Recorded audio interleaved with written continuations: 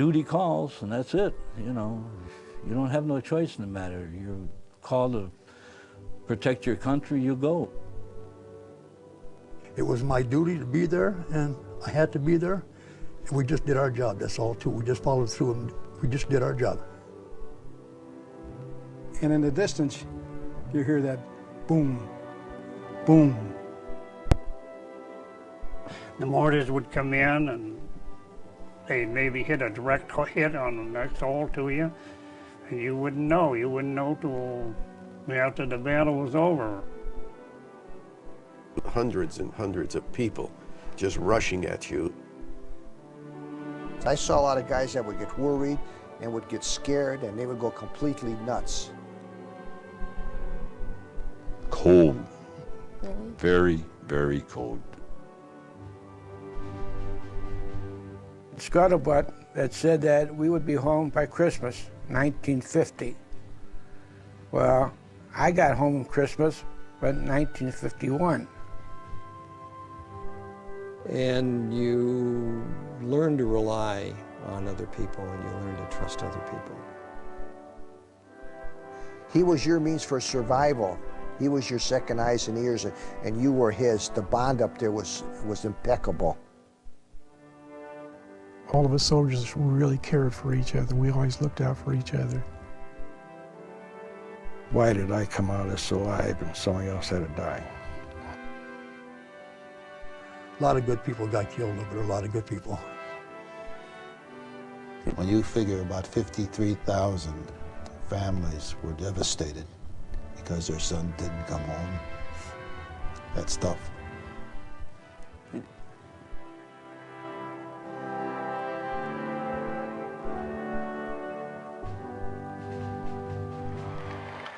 August 1945. At the end of the Second World War, the Japanese army that had occupied Korea for 35 years surrenders. Russian and American troops liberated Korea, meeting together just as they had in Germany. As occupying powers, the Soviet Union and the United States agreed to divide Korea along the 38th parallel as a temporary measure. American troops withdrew. North of the 38th parallel, the Russians were in control. They established a communist regime through a network of people's committees. The Democratic People's Republic of Korea was proclaimed, with Kim Il-sung as its president. As Soviet troops withdrew, Kim dreamed of uniting Korea under communism. By the end of 1949, the international situation had been transformed. The Soviets detonated their first atom bomb.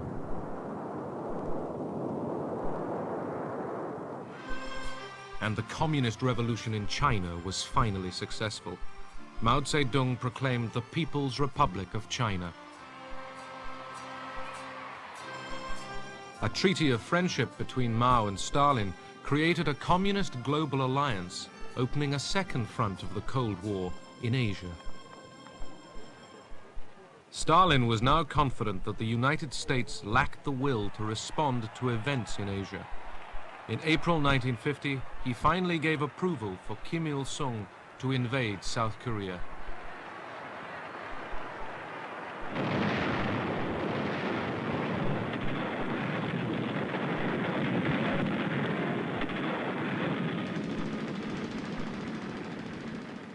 June 25th, 1950. The North Korean army launches its surprise assault on the south. Senior officials were recalled that night to the State Department. Noting with grave concern the armed invasion of the Republic of Korea by armed forces from North. 2 days later, the Security Council voted to create a United Nations military force to defend South Korea. This is, in fact, an attack on the United Nations itself. Under the UN flag, soldiers from 16 nations would fight against communism. President Truman addressed the nation. Korea is a small country, thousands of miles away. But what is happening there is important to every American. The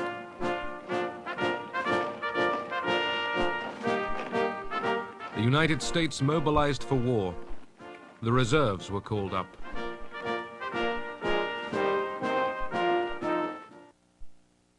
I was just a young kid. I had to do my best while I was over there. There's nothing else like you could do. And you make friends and get through this thing and then come home. You're stationed in the States for a couple months and all of a sudden you have to tell your wife that you're going overseas. She takes it pretty bad, you know, and then you get just have to put up with it, that's all. You realize you have so much time, and I was only drafted for 24 months, and I realized when time was up, I'd be home, you know. I just had to think positive and knew I'd be back. How did you feel during battle? Were you very scared? Everyone's scared. Everyone is scared because you don't know which bullet might come in with your name on it. And again, your fear is not fear for yourself necessarily, but it's more of a fear of when the notice goes back home to the family. When I say almost to the man, was always concerned about how the telegram would affect their mothers. For the good of many, some must suffer and be sacrificed. Now, when you're in war and Korea, when the Chinese would break through, your division would have to drop back, slowly fight and drop back. Well, a battalion might be picked, maybe, I don't know whether it would be about a sixth of the division or something like that, picked to slow them down, to fight them and slow them down until the main body of troops got back to a defendable position and they could dig in. Well, that battalion would be sacrificed. In a lot of cases, they would take terrible casualties. I remember looking in the face of one dead Marine. I took a look at the guy, and he was laying there, you know, eyes, mouth wide open, and you know, you felt sorry, but I mean, what else can you do? You know, the guy's dead, and it was just a breaks of the game. God chose him to go and not you. Hey, you have to be thankful. It's God's choosing, really. We value life, and there didn't seem to be the same feeling towards a human body or a human being that we cherish here in this country. The people that were there showed us where the nuns and priests were buried up in the mountains when the Chinese came through, and somebody retrieved their bodies. I was very fortunate that I wound up in Europe, and then when I was in Europe, it was very hard because you could hear some guys actually crying because they were away from home during the holidays, and it was rough. As a matter of fact, I spent my 21st birthday in Europe celebrating it. And it was hard. Yeah, you could hear them at night in the barracks. Every once in a while you could hear them when somebody let go and start crying a little bit, you know. It was just the idea of being away from home for the holidays. Then you didn't know if you were going to come back or not. We never had a permanent place. The longest I think I stayed anywhere was like 1 week in Mason, but we were constantly on the move. You just throw your stuff down and then you get up and go somewhere else, and then here and there. And our unit, they use this as a firing squad, like wherever they had a problem, they would send our unit because we had a pretty good commander there, and we got a pretty good reputation being wolfhounds.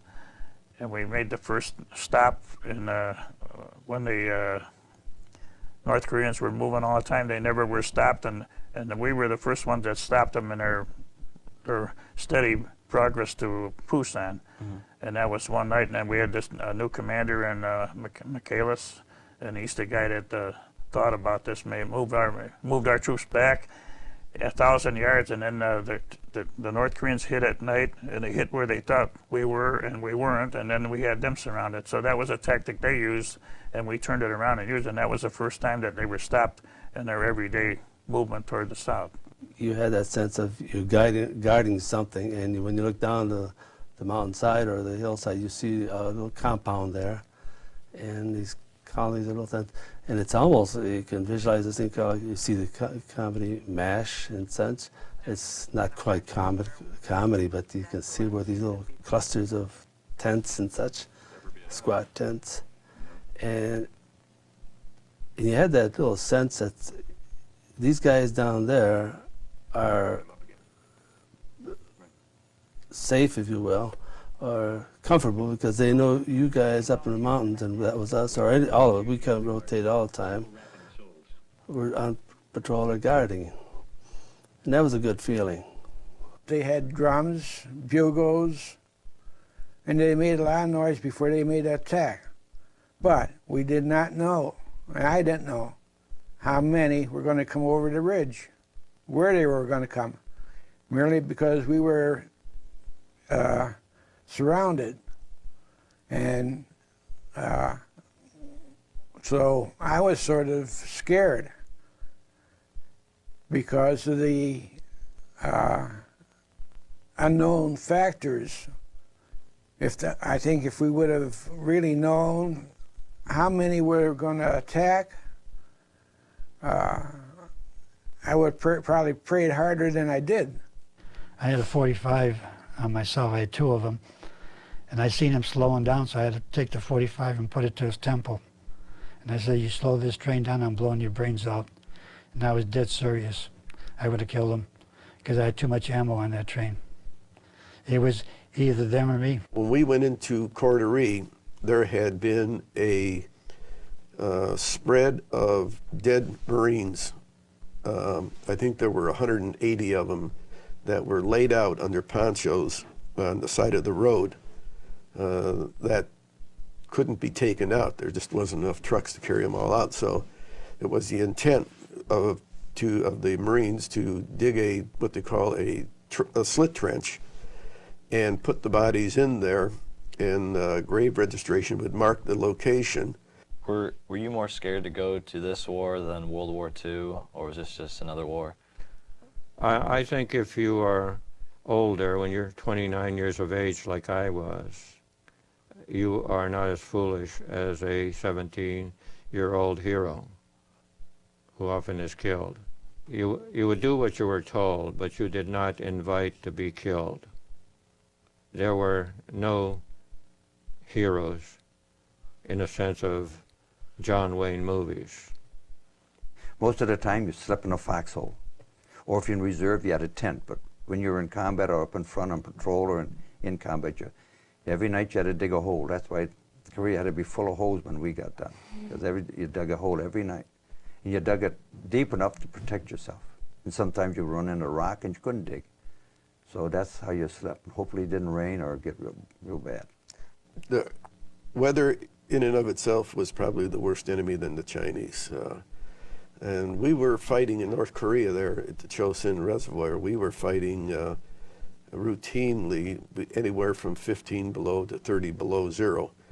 And that's a lot of where a number of our casualties came from. And that was before a wind chill factor. And as it's been figured out over the years that we were probably fighting in 65 to 70 degree temperatures if you enter the wind chill factor onto that 30 degrees below zero. It's so cold, it was so freezing cold that you can't wait till the hot summer, and you will never complain about heat and hot, because you'll visualize, when I was walking those mountains, freezing cold, I'll never complain about heat again. In 40 below zero, the main thing is in your mind, or even summers, 120 degrees in the shade. And the monsoons, it's raining by the buckets and the mud's up over your knees, you can't even walk. If I lived through this, I am never going back to Cleveland in cold weather or snow. What did you feel seeing the Korean children there? Well, the Korean children, you saw them, they were all poor. You saw them on the streets with laying around or begging. We brought the barracks, the mess hall, we had the kids there for a special occasion where they feed them from an orphanage. There was a Catholic orphanage. These kids come there, and we took them and we give them like little presents and fed them. and they spend the afternoon, was a Sunday afternoon like. That was really nice. I remember when the LST doors opened up and we walked down a ramp and hit the shore there, I couldn't believe what I seen. There were kids like 3, 4, 5 years old. Now this is February, there's snow and slush. These kids were standing, watching us getting off the landing ship, and they were, the ones I saw, all they had was a t-shirt.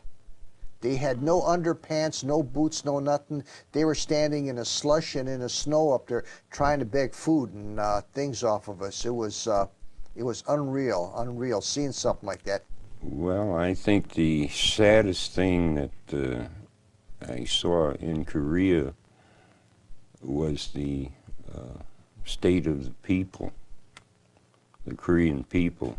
You know, the majority of the Korean people were desperately poor, desperately hungry, and I would say very oppressed.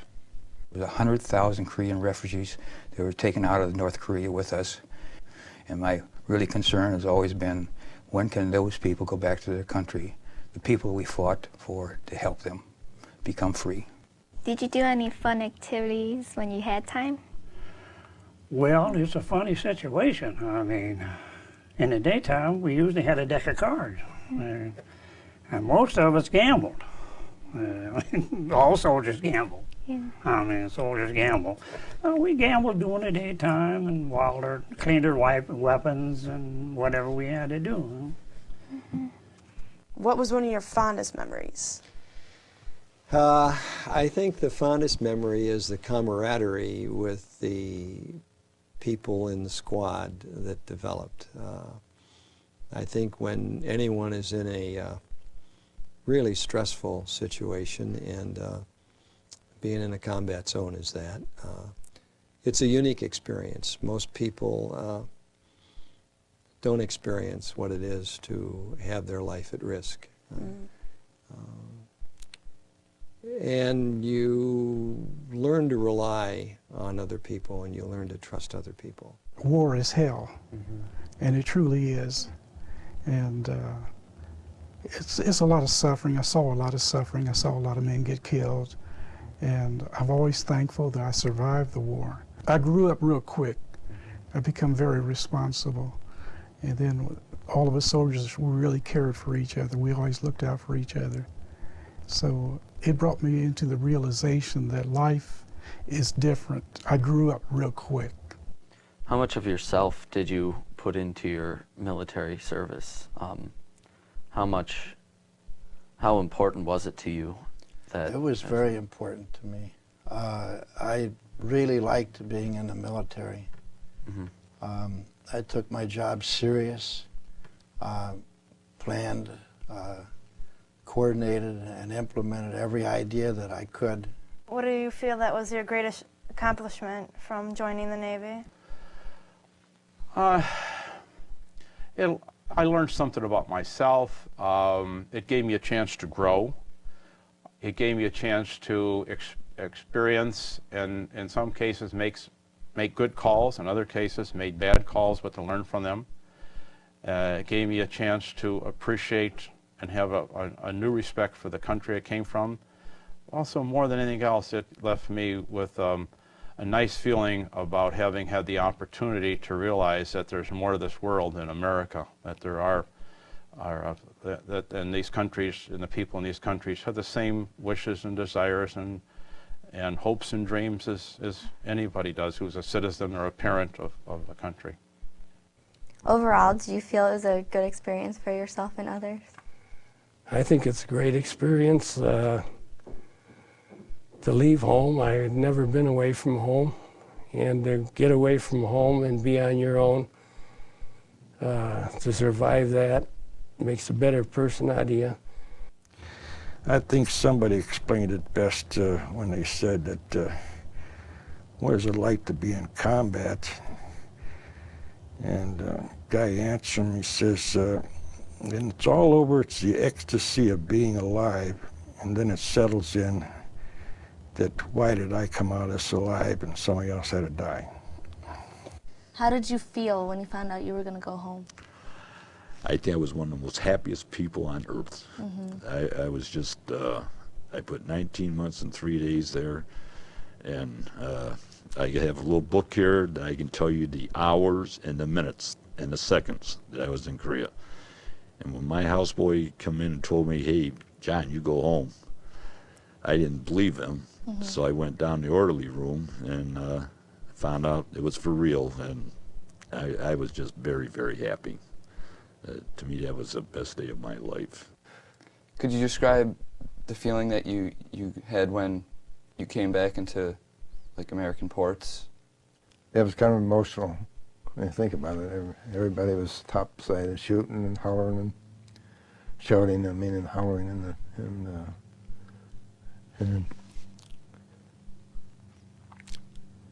I remember the tugs were shooting their water up in the air. Everybody was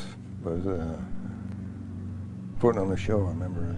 Hey, Joe, pat on the back, you did a good job. No, nothing. So we just kept quiet, and I guess most of the guys that came home, I got off on a Greyhound bus and walked home with a duffel bag. It just seemed like nobody knew there was a war going on in the States. Just my parents, they knew I was over in Korea, but all my other friends, just like if nothing happened, you never went away. Nobody knew nothing about the war. They didn't give a damn about the war. Nobody did. I felt bad. Forgotten war. You know, who are you? You went to Korea. Huh, sucker, why? It's just like the Vietnam boys when they come back home. We went through the same thing, but we went through it earlier. After you came back to the States, what was it like returning? I remember after the Second World War, hey man, everybody was real jubilant and everything like that. We got off the ship in San Francisco. We were going over to Oakland. We were on a bus. I expected somebody to say, hey, welcome back or something. It was nothing. Just like, we were another nothing. day. Yep. Do you think there was anything good that came out of it while you were there? Well, we stopped communism, and it was the right thing to do, I think. I think history will record the war, that the Korean War stopped the tide of communistic aggression in Europe and throughout the world. And they knew that we were not going to sit idly by and let communism take over little independent countries and establish their communistic rule. I was part of a group of people that helped save a nation. Without Americans' intervention, probably we couldn't have opportunity, democratic, cultural experiences we are enjoying right now. Even last 50 years, the South Korean government, by and large, was not successful to experiencing democratic process and government and policy. Nevertheless, if America didn't intervene in that Korean War, obviously, Korea right now under the communist rule. So probably they didn't enjoy such a democratic culture. We did our thing in Korea, and to this day, they have a republic of free people down in southern Korea. And that's to be proud of. I mean, at least we know we accomplished something. And you know that to this day, like I say, you can go to Korea. They welcome you with open arms. Any GI that goes to Korea that's been there, they welcome you. You did anything for the country, they welcome with open arms. How did the war change you? What was the biggest effect that it had on you? How were you different when you came back? Well, it gives you a sense of you value your life more. You've been through a part of your life. When I got back, and you sit back and start thinking about it, that what I did in my young 20 years of life, when I got discharged, I was only 20 years old. I enjoyed being a Marine, and I did what I had to do, and I took pride in myself that I was actually a part of history. At the time that I got out, I didn't know that 50 years later I'd be sitting here talking to you and having somebody asking me about what I partaked in, and it makes me feel proud that I did my little share back 50 years ago. I was very proud to be there. It's worth to me $1 million to see everything that I've seen in the world. I just can't explain to you what the feeling you would get when you see all this, and come home and see how lucky we are. You have no idea. I think today that many of our citizens take freedom and they take our government and our country for granted.